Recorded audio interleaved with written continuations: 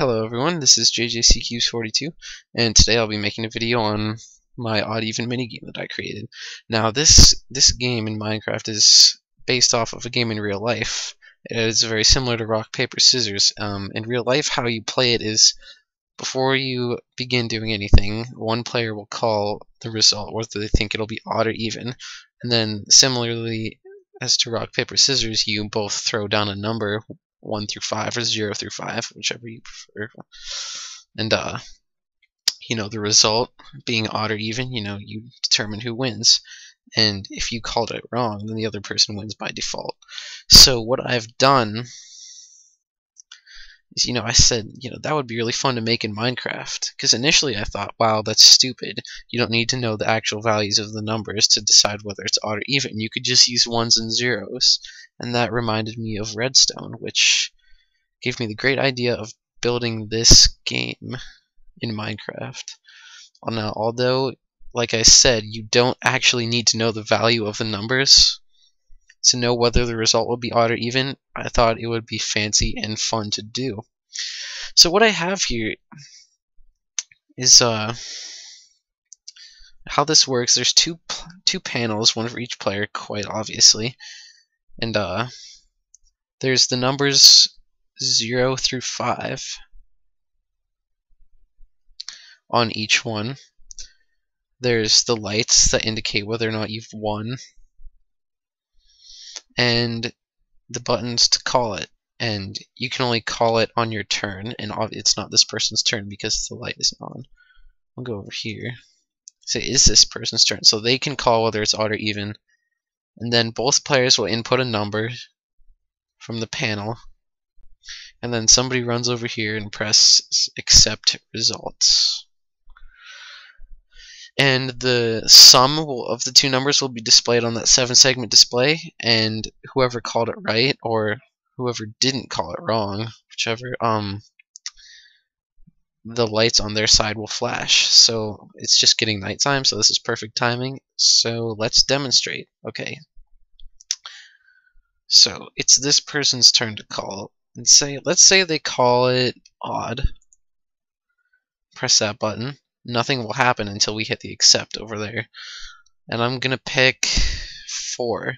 So essentially I'm counting on that the other person picks an odd number.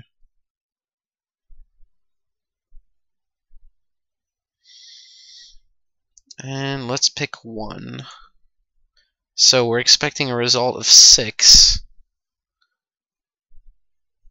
Or, I mean 5, which will mean this person will win because they called it odd.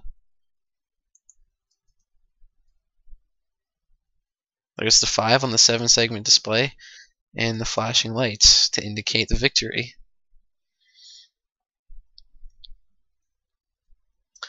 Now we'll start a new round. That will go back to 0. And this time I'm going to demonstrate how, if you call it wrong, the other person wins. So let's say I call it even, and then this person picks a 2, and the other person picks a 1. Now the result's going to be 3, and we're going to look for this side flashing, because this person called it wrong.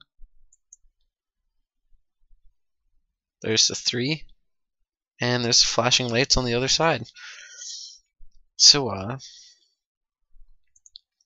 this took me, a couple days to build, and while it's not the prettiest, because the display is kind of obscured a little bit by some of the wires that I had to make to install the victory recognition, it's a pretty unique project, I think. I've never seen anything like it. I'm just gonna quickly go over how the circuitry works. Okay, so essentially each button that you press has a corresponding NOR latch. That NOR latch will flip one of these decoders, which will decode your number into binary, a 3-bit binary number. And the 3-bit binary number comes out here. Well,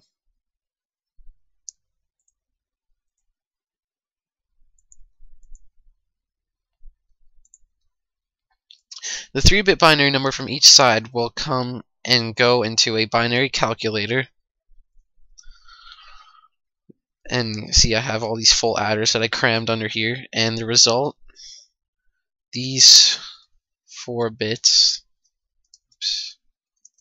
this being the last one, they come up and they go over this way to where the binary number is translated into decimal through these buses. Now, I know this is a really inefficient design for binary to decimal translation, but this is my first project in which I've done that. And I tried to double back over here. I wasn't sure how much space I was gonna need. So this could be a lot closer to there, but it's not, so deal with it. And obviously we can see that this configuration for 0 is being displayed here, and therefore the 0 bit is lit up. On all these bits go up to these correlate to the numbers 0 through 9, which then in turn get decoded by a combination of torches here. So this is the 0 line, and these torches light up whichever segments of the 7-segment display we need to display 0. So in here I have labeled all of these signs to which wire powers which segment. So in a 0, the only one you want to be off is the middle, quite obviously. So this one is the middle. So I just put a torch on everything except this one, and it displays 0. Now the player rotation is controlled by a T flip-flop to decide who gets to call it. That T flip-flop is simply just connected to the reset button, because that was the easiest way to get a bit that changes every time, that needs to be changed every time in order to continue. So then that goes to there's just a lot of logic using AND gates with the victory recognition. It's pretty confusing, I think. These are the 2 NOR latches that when you call it odd or even, the result essentially goes into an XOR gate, which I have here, and then another AND gate here, which just ensures that it is actually your turn and that your side won't light up if it's not your turn. And then that goes to a 5 clock, which just hooks up to 3 torches. Yeah, and the most difficult part of this project really was getting the other side to flash if you call it wrong. So basically how I did that is I took the bit, what I call the winning bit, that causes the victory, disengage this to cause a flashing 5 clock. Oops. Where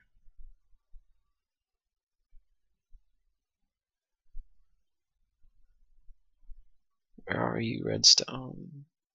There we go.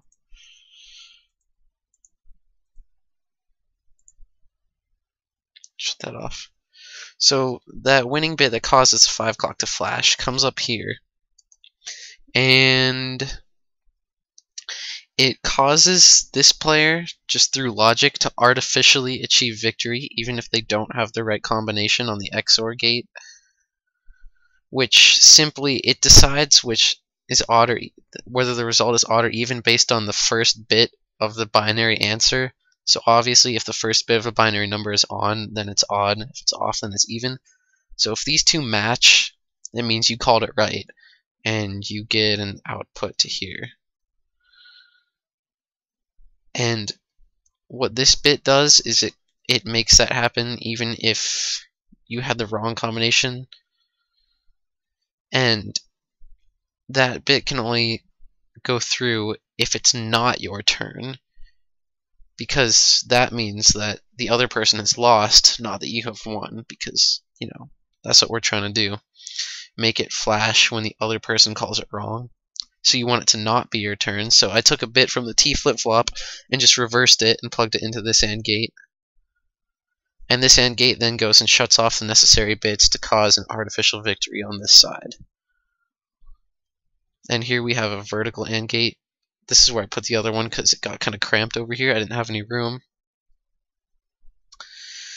And so, yeah, that's that. Thanks to some other people on YouTube who I will mention in the comment or in the description that helped me figure out how to translate BTD and make a 7-segment.